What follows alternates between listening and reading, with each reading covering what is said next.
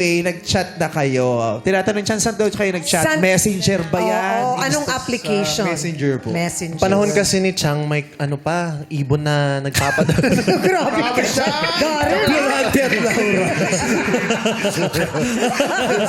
Shakespeare pa yun.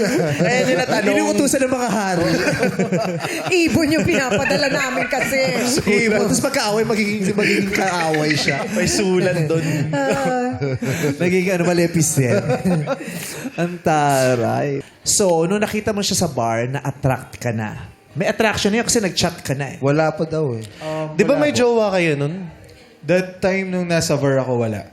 Hiwalay na or hindi mo lang kasama? Hiwalay po. Hiwalay na. Bago Ikaw, may jowa ka pa din doon. Wala po. 2 years na po akong single. Nung nakita kayo sa bar. Apo. Pero bakit ka nag-chat? Nag-chat po siya. Tinatanong niya po kung nakauwi na po ako. Bakit? Siyempre, babae po. Tapos, Uy, Concern! Hindi, pag babae, kailangan makauwi na maayos. Pag bakla, pwede masagasaan. Di naman. Ganun naman daw siya. Concern for Kapatid all. kasi ng Hindi, best kasi- friend. Lahat ba Yung nang best nakilala mo nung gabing yun na babae, chinat mo, at tinanong kung nakauwi na? O siya lang. hindi naman. Siya lang talaga. So, may special sa kanya. Since best friend ko ngayong kambal niya. Kapatid, may May nakikare lang extra siya. He was Concern. just being a gentleman. Yeah. May extra concern. Very good. So wala pang attraction. Kailan nag-umpisa yung attraction? Yung parang gusto ko na to. Siguro nung mga ilang araw makalipas, yung sadyang sweet na kami parehas. Kumbaga, hatid sundo sa trabaho, ganun.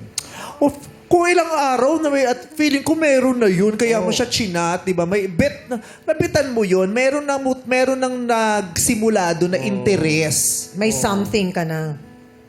Siguro po, parang spark, ganun naramdaman. Di ba may mga makikilala ka sa bar? Chika, first time mong mamimit, tapos palita kay number. Pero hindi lahat yun iti-text mo after nyong maghiwalay. Merong isang iti-text mo dun na may dahilan kung ba't mo iti-text. Parang nakitan ka. May natatangi. Iyon. Natatangi siya. Yes. Katangi-tangi. Yeah. Di ba? Naramdaman mo na nung tinetext niya, may something tong lalaking to ha. Parang hinihit ako nito. May motibo. Opo. Kasi lagi din siya nagtatanong kung nakauwi na ba ako. Kahit di ka naman lumalabas. Hindi, galing akong work. Mas malala. Lagi siya nagtatanong kahit kung nakauwi na ako, hindi naman ako lumalabas. Kasi minsan tanong, nakauwi ka na, pero magkasama pa kami. Sobrang dalas niyang mag-ano.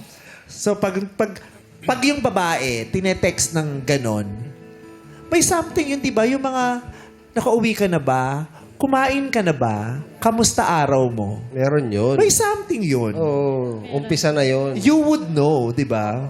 Tsaka ano po, lagi din niya akong inaabangan sa kanto. Ah. Pag para ihatid din sa bahay. Mag-dapper ka doon. Uy, nandito na pala siya. Inabangan sa kanya, sa grinipin. Kaya pala tinatanong kung nakauwi na siya. Kasi habangan na siya. Tinambangan. Nakakatawa yung story niyo. Ba't kayo na kayo pumunta dito? Pero interesting. Dahil sa inyo may extend tong segment.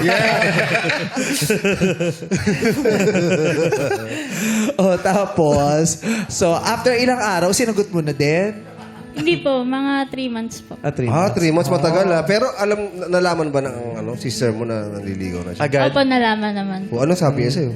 Wala naman pong sinabi. Parang ano lang siya, no comment. Nonchalant lang Kasi siya. parang mag-best friend sila pero hindi niya pinapakialaman ko ano yung decision ko sa buhay. Pero wala ba lang kahit warning or paalala? Nonchalant. Parang ganun. Wala naman po ako Wala. Kung ikaw, Darren, anong sasabihin mo dun sa ano? Sa kapatid mo. Hindi, sa kapatid. Pag nalaman mong anong sasabihin mo sa kanya? Pag nalamang, Pinoporma Naliligawan. siya ng best friend. Kasi sa syempre, kanya. kilala mo yung best friend mo eh. At sa pagkakakilala mo rin sa sarili mo, sa kapatid mo at sa relasyon nyo. hindi, syempre, papayuhan ko yung si Linel. Si Linel yung kapatid ko. Tapos, depende talaga sa sitwasyon kung gusto niya namang subukan yung relasyon na yun. Ano sasabihin mo?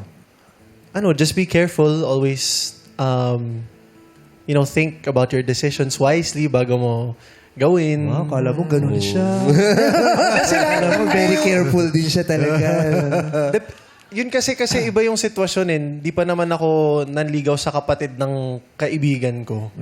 So, in this case, yun talaga. Just be careful with your heart. Lalo na, bunsong kapatid yun. Opo. Siyempre, ayaw mo siya makitang masaktan. Yes. Tsaka mas ako yung nakakilala sa kaibigan ko eh.